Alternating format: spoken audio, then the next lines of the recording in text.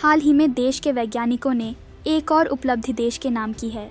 रक्षा अनुसंधान एवं विकास संगठन DRDO ने अग्नि 5 मिसाइल के टेस्ट परीक्षण किया है।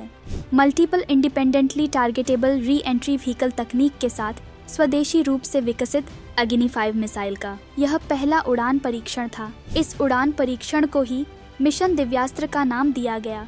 इस परीक्षण से यह सुनिश्चित होगा कि एक ही मिसाइल विभिन्न स्थानों पर कई युद्ध प्रमुखों को तैनात कर सकती है। चूंकि परियोजना निदेशक एक महिला है तथा इस मिशन में महिलाओं का महत्वपूर्ण योगदान है। गौरतलब है कि मिशन दिव्यास्त्र की सफलता की घोषणा प्रधानमंत्री नरेंद्र मोदी ने की। आइए सर्वप्रथम जानते हैं अग्नि 5 मिसाइलें क्या हैं। अग्नि 5 मिसाइल अग्नि सीरीज की 5000 किलोमीटर से अधिक की मारक क्षमता वाली सबसे लंबी दूरी की मिसाइल है। अग्नि 5 मिसाइल को देश की दीर्घकालिक सुरक्षा ज़रूरतों को देखते हुए विकसित किया गया है।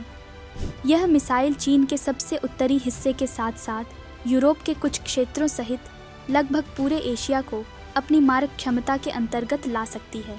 अग्नि 1 से 4 तक के मिसाइलों की मारक क्षमता 700 किलोमीटर से 3500 किलोमीटर तक है और इन्हें पहले ही तैनात किया जा चुका है। भारत पृथ्वी की वायुमंडलीय सीमा के अंदर और बाहर शत्रुतापूर्ण बैलिस्टिक मिसाइलों को रोकने की क्षमता विकसित कर रहा है। मिशन दिव्यास्त्र के साथ भारत को मिलेगी नई पहचान। अपितु मिशन दिव्यास्त्र के परीक्षण के साथ ही भारत उन चुनिंदा देशों के समूह में शामिल हो गया है जिनके पास MIRV क्षमता है। यह प्रणाली स्वदेशी एवियोनिक्स प्रणालियों और उच्च सटीकता सेंसर पैकेजों से सुसज्जित है, जो यह सुनिश्चित करती है कि पुनः प्रवेश करने वाले वाहन वांछित सटीकता के भीतर लक्ष्य बिंदुओं तक पहुंचे। यह क्षमता भारत की बढ़ती तकनीकी शक्ति की प्रतीक है। अब समझते हैं कि MIRV तकनीक क्या है।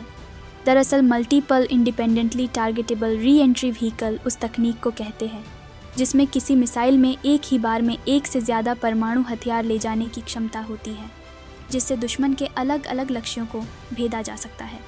MIRV तकनीक को विशेष रूप से क्या घातक बनाता है?